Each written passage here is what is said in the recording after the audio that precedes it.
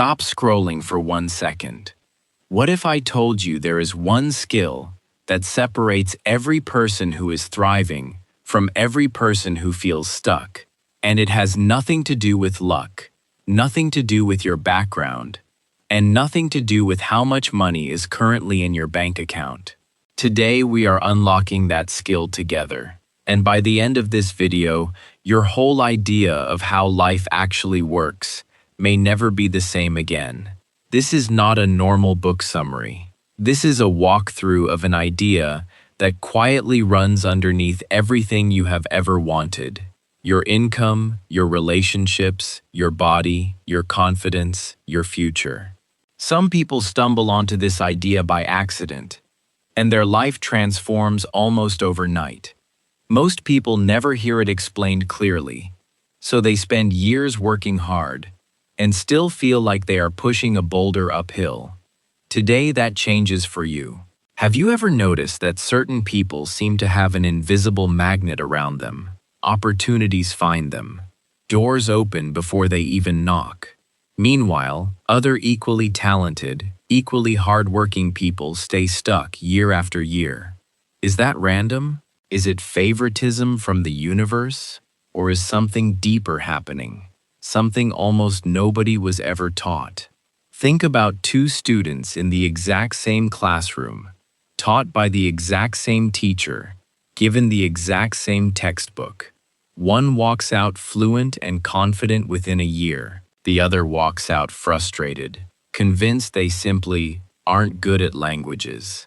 Same environment, same resources, wildly different outcomes. What actually separated them wasn't talent. It was almost always something happening internally, long before it ever showed up externally.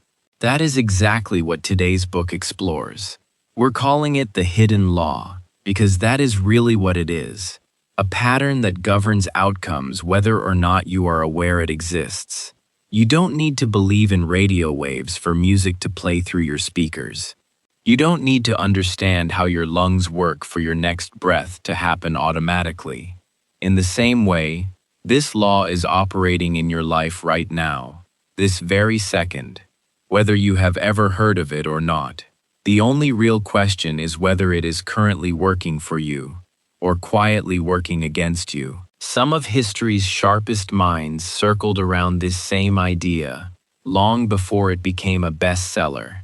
Inventors, philosophers, scientists, and artists who left behind clues in their writing about focus, belief, and the mind's power to shape outcomes. This is not some fringe theory invented last year. It's an idea that keeps resurfacing across centuries because, again and again, it keeps proving itself true. Different eras gave it different names, different frameworks, and different levels of scientific language, but the underlying observation stayed remarkably consistent. Focused attention, held steadily over time, tends to shape outcomes in ways that go far beyond simple coincidence. This particular book has quietly sold tens of millions of copies across the planet. Readers describe walking out of debt, walking out of illness, walking back into broken relationships, and walking into opportunities they never thought possible. Not because the book waved a magic wand, but because it taught them to see themselves and their thinking completely differently. And here's the honest truth. Most people who eventually discover this kind of book wish they had found it years earlier. Not because it hands you a shortcut with zero effort involved, but because it hands you clarity. And clarity is what most people are actually missing. It's rarely that people don't work hard. It's that they work hard while quietly aiming in the wrong direction, wondering why the results never seem to match the effort they're putting in. Before we dive in, here's a small bonus for you. Because this script is written in clear, simple English, following along is also fantastic listening practice. So relax, listen closely, maybe grab a notebook, and let's begin. There are 10 core ideas inside this book, and we're going to unpack every single one, slowly, clearly, and with real examples, so nothing feels confusing. Idea 1. Your inner world shapes your outer world. The very first idea the book plants in your mind is this: what happens inside your head does not stay inside your head. It leaks out. It shapes your choices, your posture, your tone of voice, and eventually, your entire circumstances. Picture your mind as a garden. Every thought you plant, whether you meant to plant it or not, eventually grows into something. Plant worry, and you harvest more reasons to worry. Plant appreciation, and you start noticing more things worth appreciating. This isn't mystical. It's simply how attention works. Whatever you focus on expands in your awareness, and what expands in your awareness tends to shape the decisions you make next. Think about a time you were convinced a day was going to go badly. You woke up annoyed, you expected traffic, you expected a rude email, you expected things to go wrong. And somehow, they did. Was the universe punishing you? Or had your own expectation quietly changed how you reacted to everything, so that ordinary bumps in the road felt like proof you were right? The book insists this pattern is far more powerful than most people realize. Your dominant thinking becomes the lens you see the world through, and that lens decides what you notice, what you chase, and what you settle for. Here is the part that should really grab your attention. Successful people rarely talk about this directly, but if you study how they speak about their goals, you'll notice something. They speak about what they want with certainty, not confusion.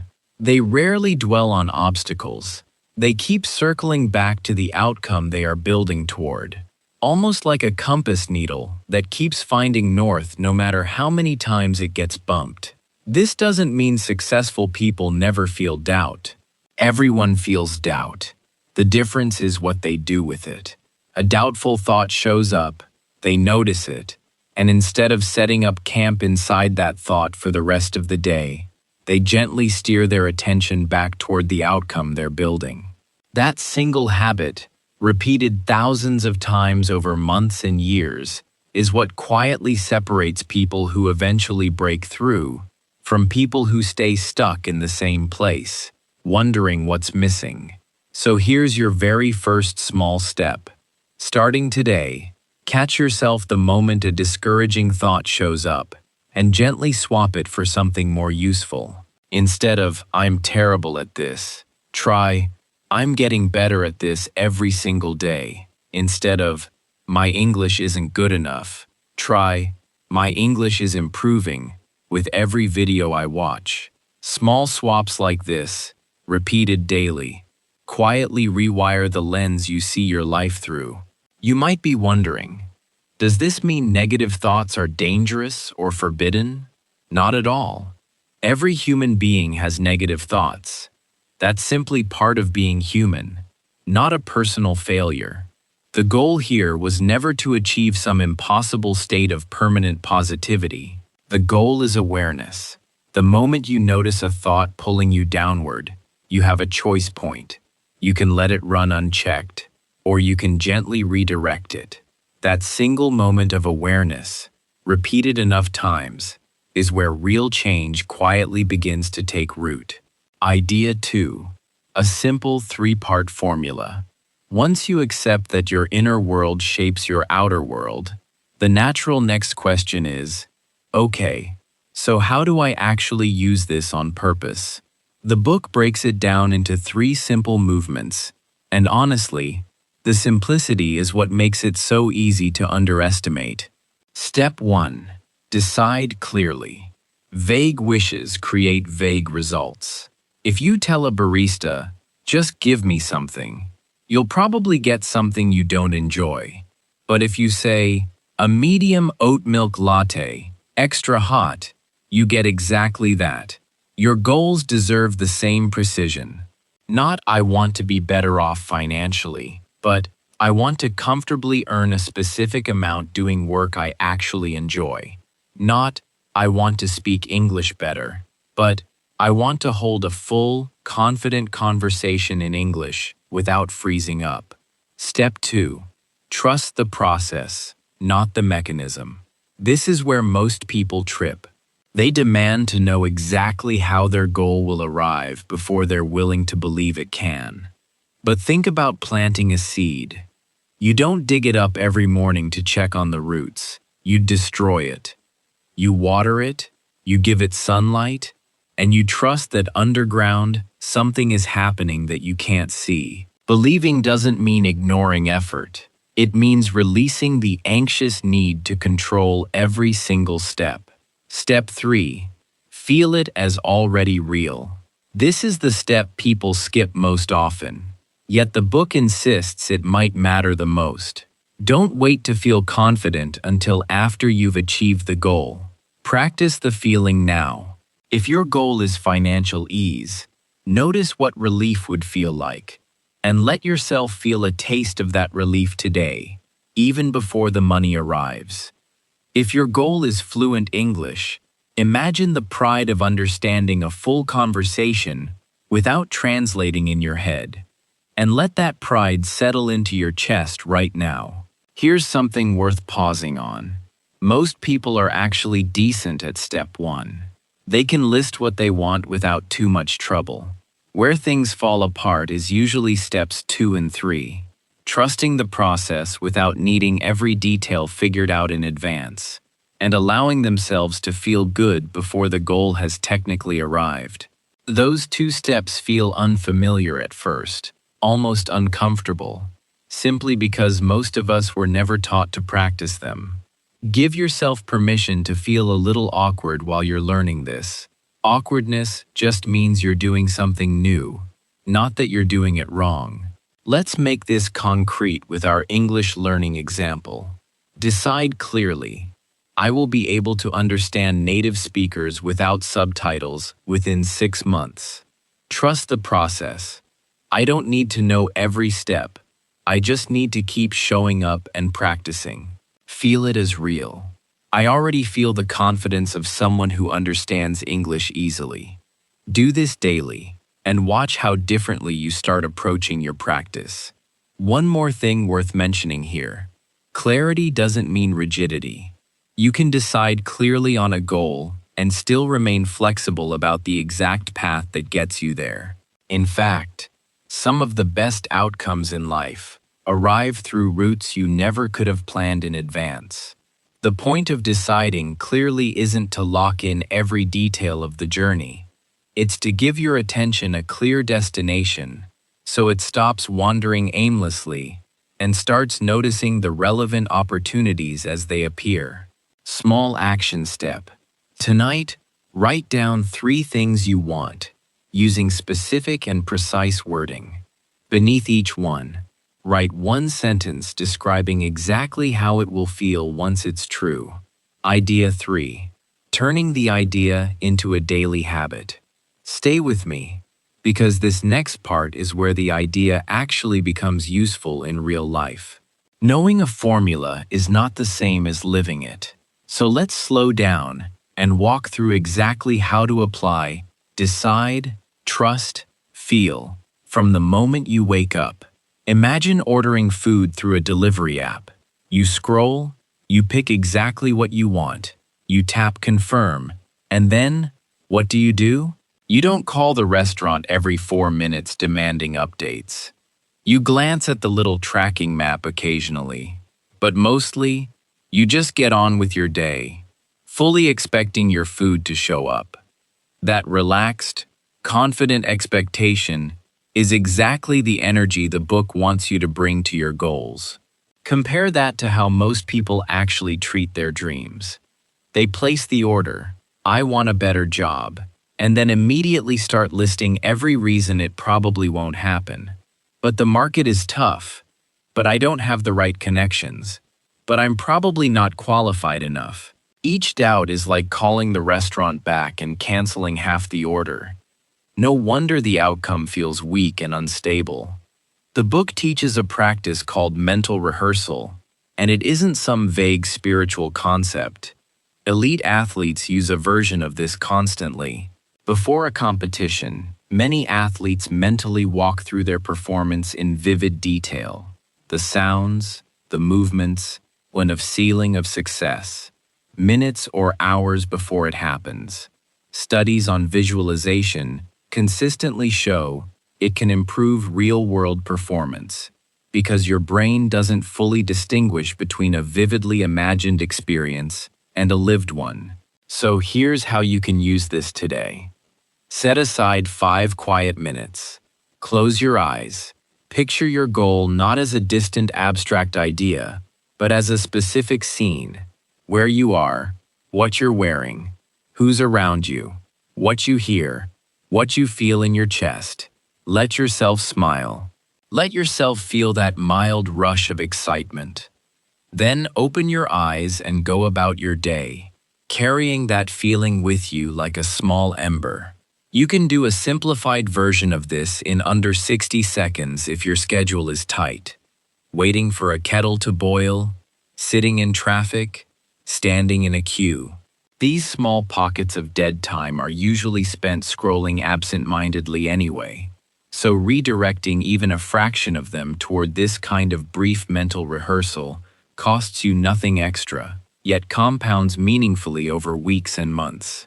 There's also a quieter piece of this chapter worth mentioning: the role of your environment.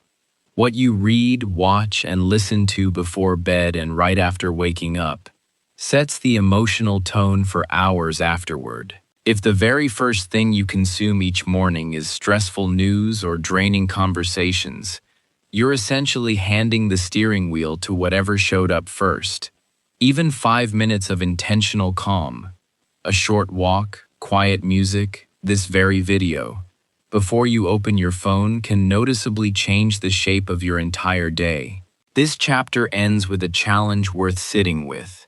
Every single day, through your thoughts, your words, and your attention, you are either building the life you want brick by brick, or you are building something you didn't choose at all. There's no neutral setting. So which one are you building right now? Idea 4. 3 daily practices that anchor the habit. It's easy to say just stay positive, but real life throws curveballs. Bills, arguments, health scares, bad news. So this section hands you 3 concrete practices you can lean on when things get hard, not just when things are easy. Practice 1. Appreciation. This might be the single most underrated tool in the entire book. When you deliberately notice what's already going right, you train your attention to keep finding more things going right. Instead of grumbling, "This apartment is too small," try, "I'm grateful I have a safe place to sleep tonight." That single shift changes the emotional temperature of your whole day. A fun trick: thank the universe in advance, before something has even happened. Thank you for the opportunity that's coming my way. It sounds strange the first few times, but it trains your mind to expect good outcomes rather than brace for bad ones. Practice 2. Mental rehearsal. We touched on this already, but here it becomes a daily ritual rather than an occasional exercise. Every morning or every evening, spend a few quiet minutes picturing your goals as already achieved. Add texture, sounds, smells, the specific words someone might say to you. The more vivid the scene, the more your nervous system responds as if it's genuinely happening. Practice 3. A vision collage.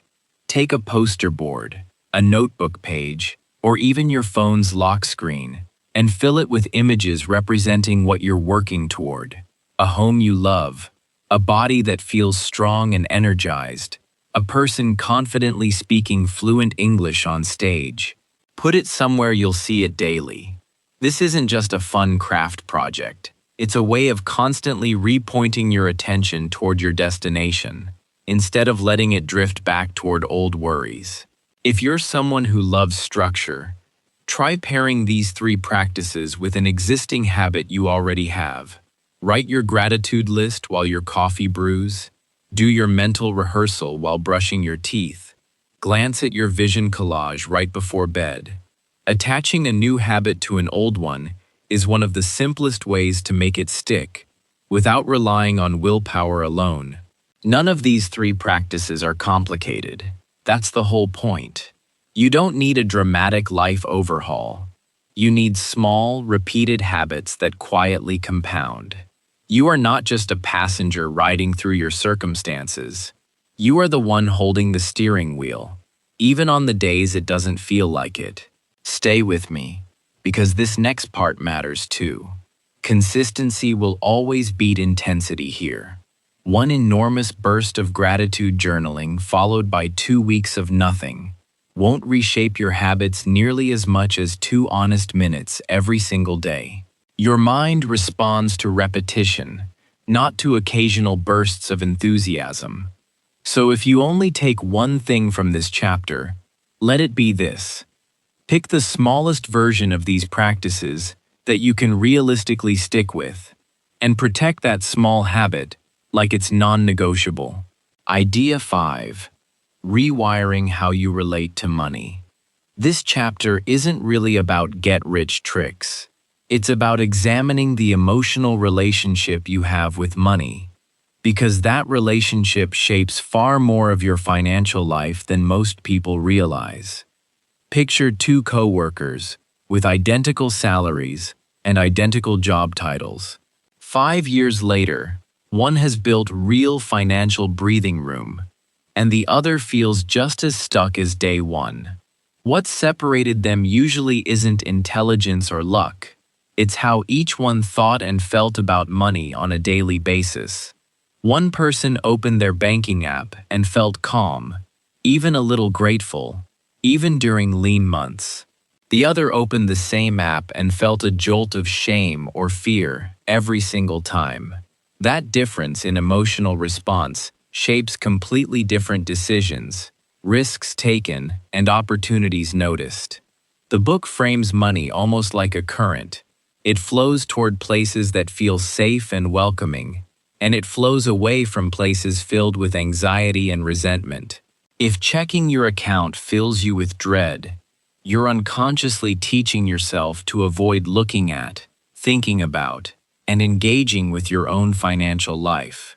Instead, try this small reframe.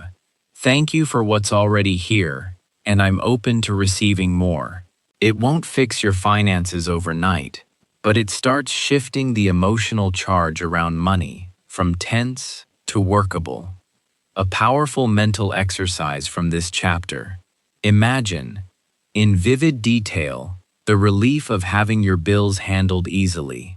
Picture yourself buying something you've wanted, without a knot in your stomach.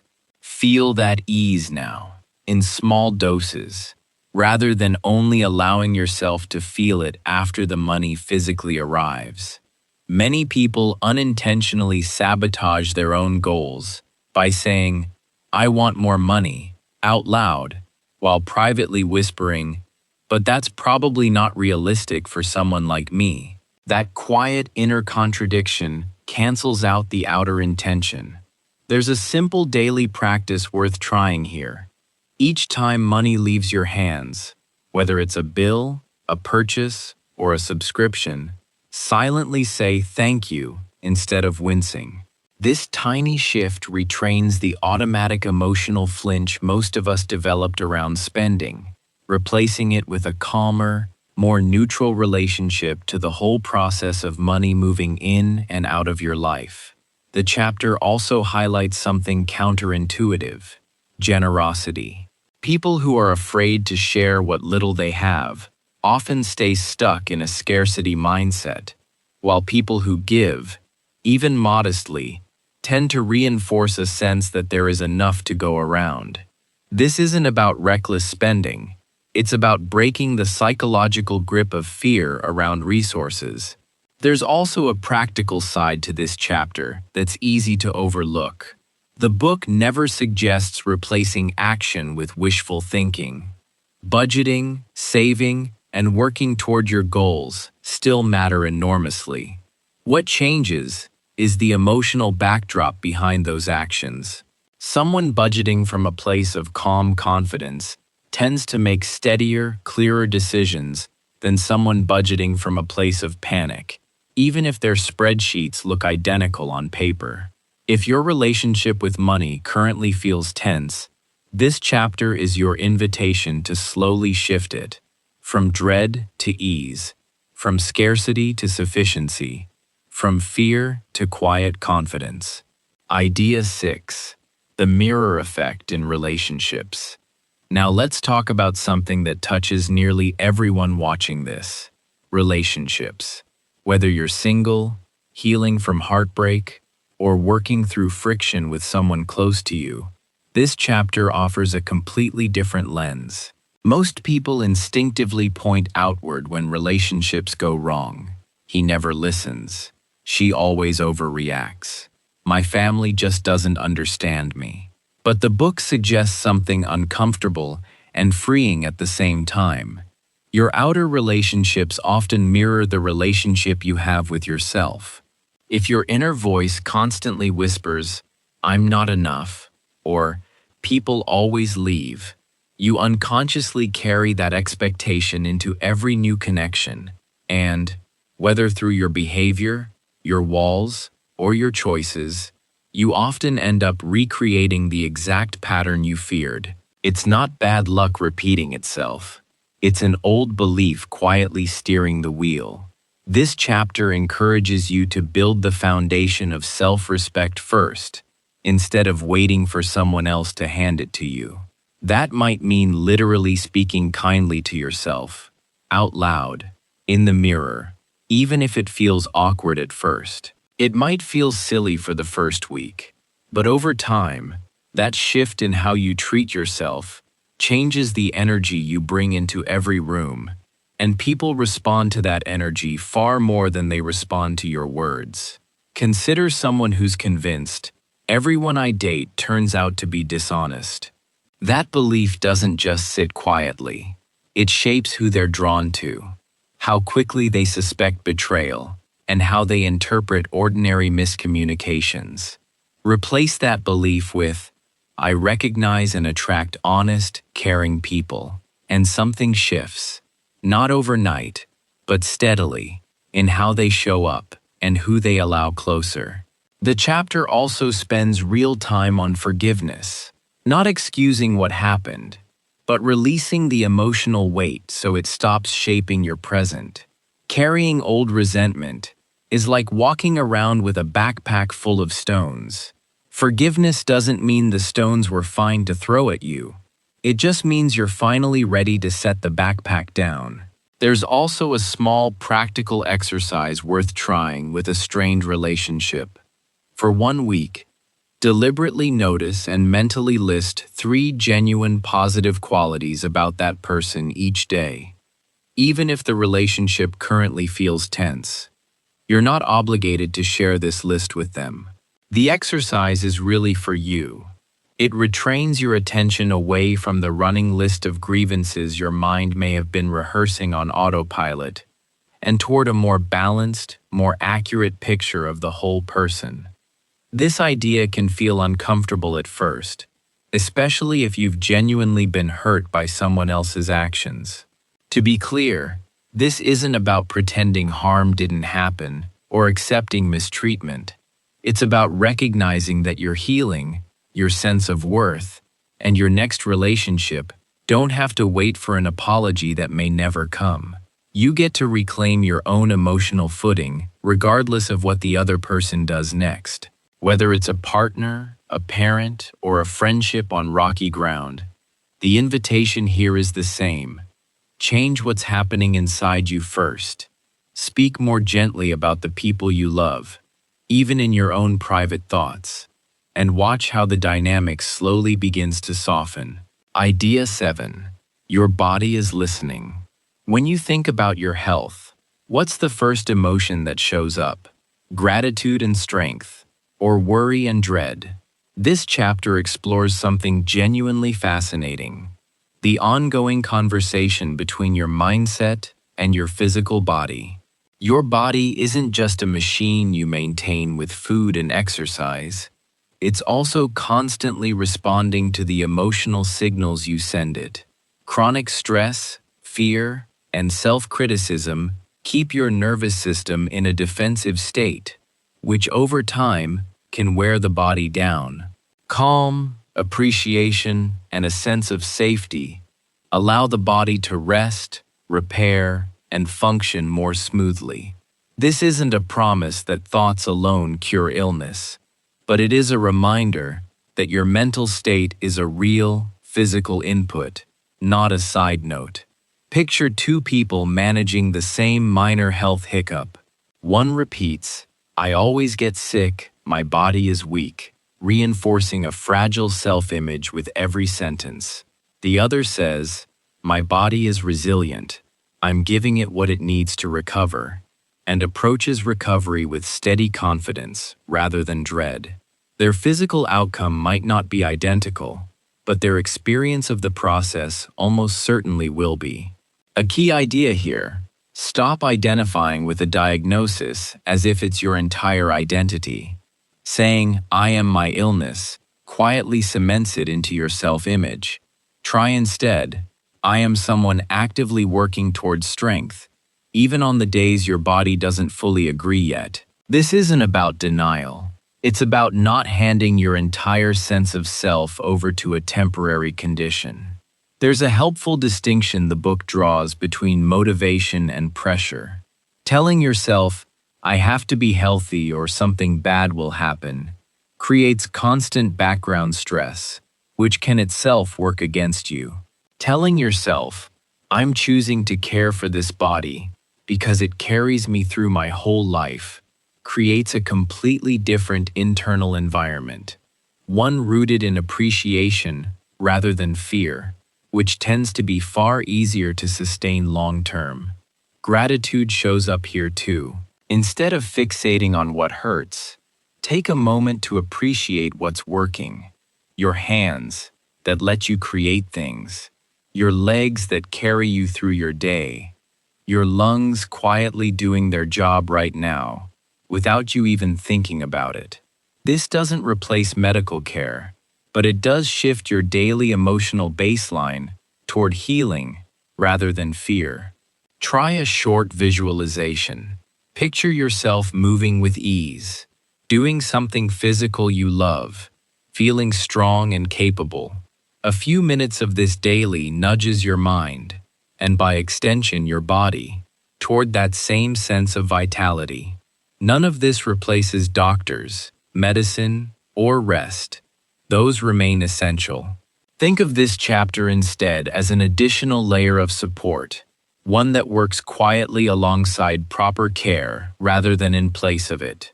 Treat your body the way you'd treat a close friend going through something difficult, with patience, encouragement, and steady reassurance rather than constant criticism. Idea 8. A bigger picture, you and the world. This chapter zooms all the way out. Everything we've covered so far has been personal. Your thoughts, your money, your relationships, your health. Now the book asks, what if this same principle operates on a much larger scale, across entire communities and even the whole world?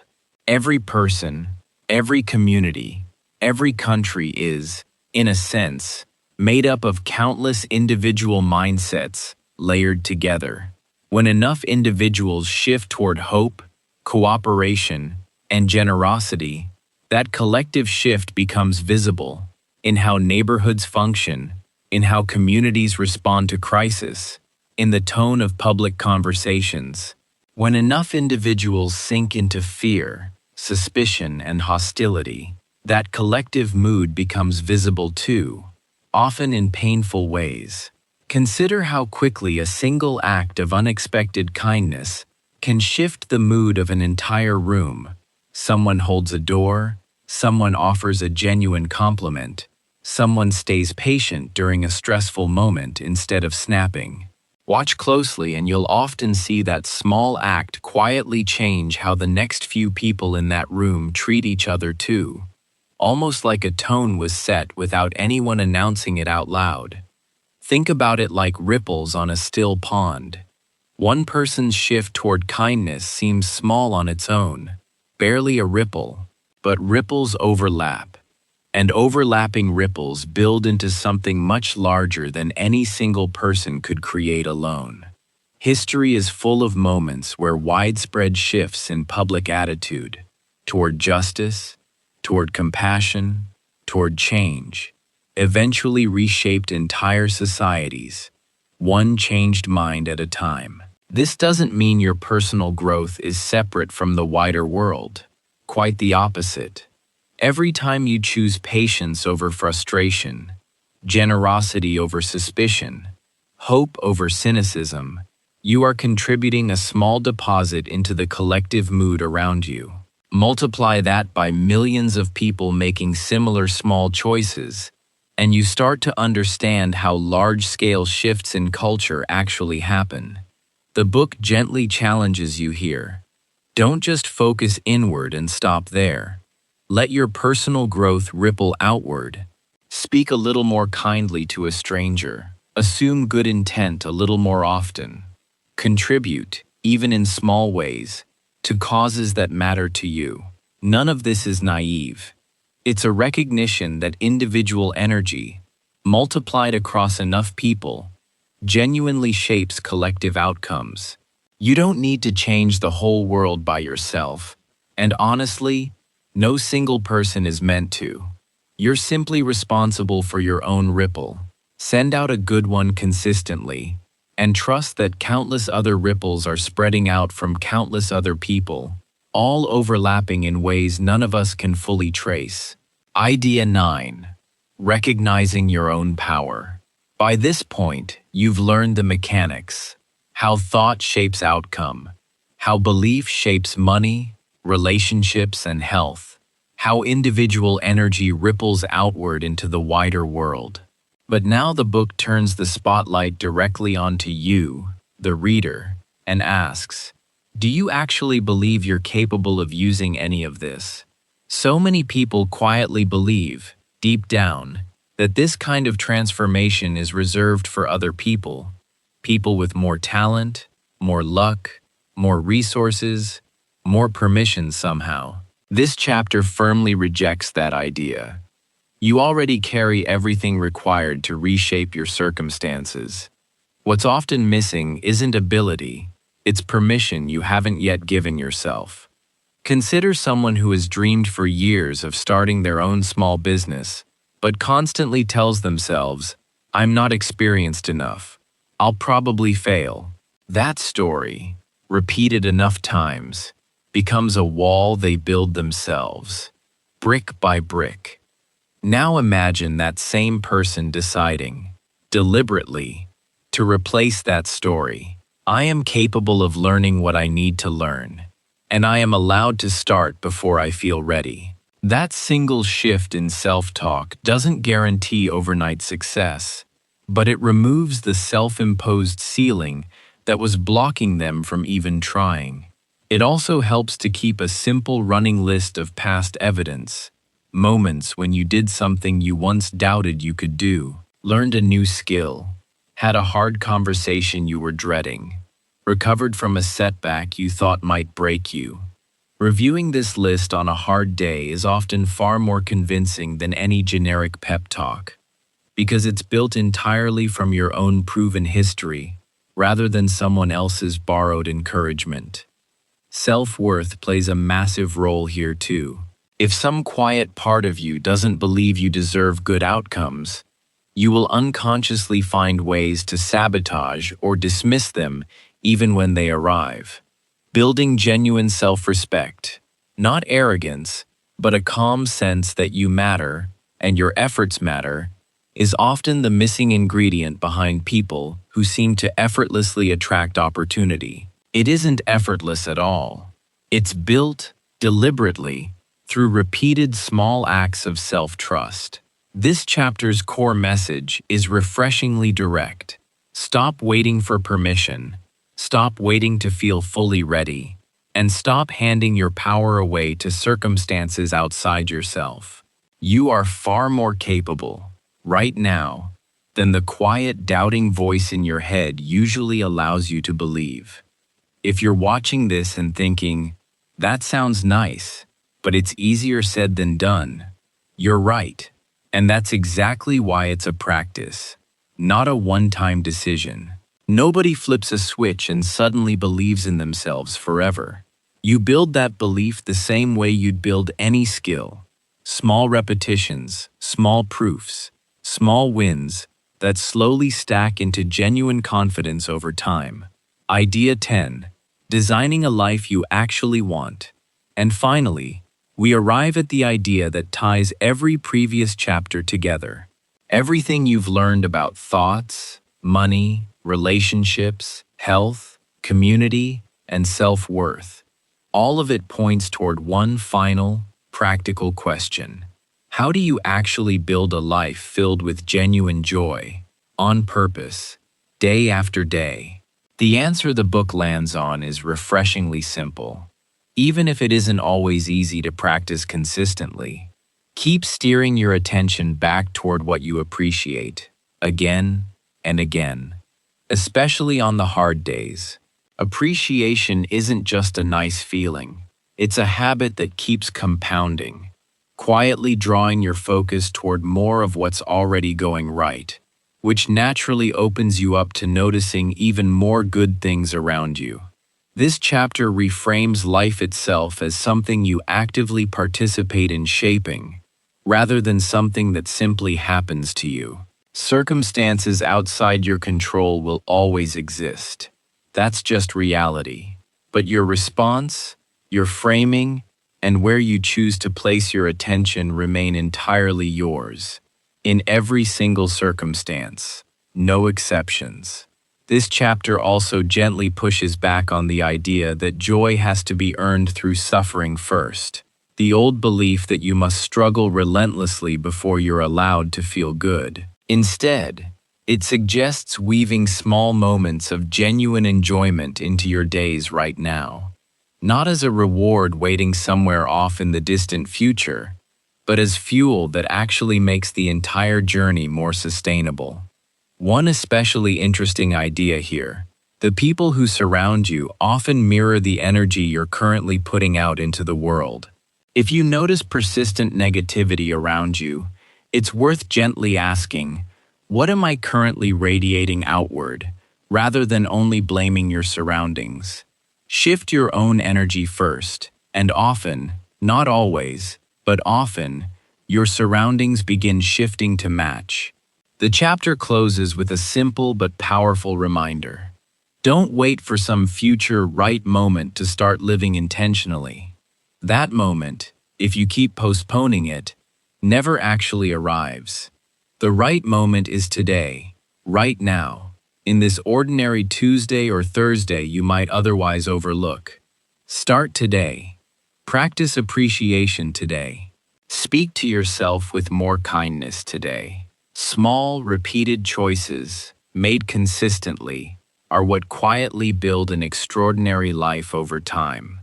And if today doesn't go perfectly, if you forget your gratitude practice, if old doubts creep back in, if the day just feels heavy, that's completely fine too. This isn't about flawless execution. It's about returning, gently and without self-punishment, to these habits again and again, for as long as it takes, until they stop feeling like effort and start feeling like who you naturally are. Closing. So there you have it, 10 powerful ideas, distilled down into language simple enough to absorb on your very first listen. None of this requires overnight transformation. It requires small, repeated choices, made daily, compounding quietly over weeks, months, and years, until one day you look back and barely recognize how far you've come. Take a moment right now and ask yourself honestly, which one or two ideas from today felt like they were speaking directly to you? Was it the chapter on money and that quiet tension you feel every time you check your account? Was it the chapter on relationships and a pattern you've noticed repeating with the people closest to you? Was it simply the reminder that your thoughts, repeated often enough, quietly become your reality? Whichever one landed hardest, that's probably the one worth starting with today. Not next month, not when things calm down. Today. You don't need to apply all 10 ideas perfectly starting tomorrow morning. Pick one. Practice it clumsily. Practice it imperfectly. Just practice it consistently. And let the rest follow naturally as you go. Change like this rarely announces itself with fireworks. It shows up quietly, in the ordinary texture of an ordinary week. A slightly calmer reaction to bad news. A slightly warmer conversation with someone you love. A slightly more confident sentence spoken in English that you might have swallowed a month ago. Those small shifts are easy to overlook in the moment, but stitched together over months, they become the very thing people describe as a completely different life. You're not waiting for permission to begin. You already have everything you need. One last thought before we wrap up. Ideas like these are easy to nod along to and then forget by tomorrow afternoon, buried under emails, chores, and everyday noise. Don't let that happen here. Pick the single idea that resonated most. Write it somewhere you'll actually see it again. A sticky note on your mirror, a reminder on your phone, the first line of tomorrow's journal entry, and give it one honest week before you decide whether it works. A week of genuine practice will teach you far more than 100 videos ever could. If any part of this resonated with you, come join our growing community at Alpha Logic. We break down hidden truths like this every single week, in clear, simple English that helps you grow your mindset and your language skills at the exact same time. Hit that subscribe button now so you never miss the next one. Drop a comment telling me which idea hit you hardest today, and I will see you in the very next video.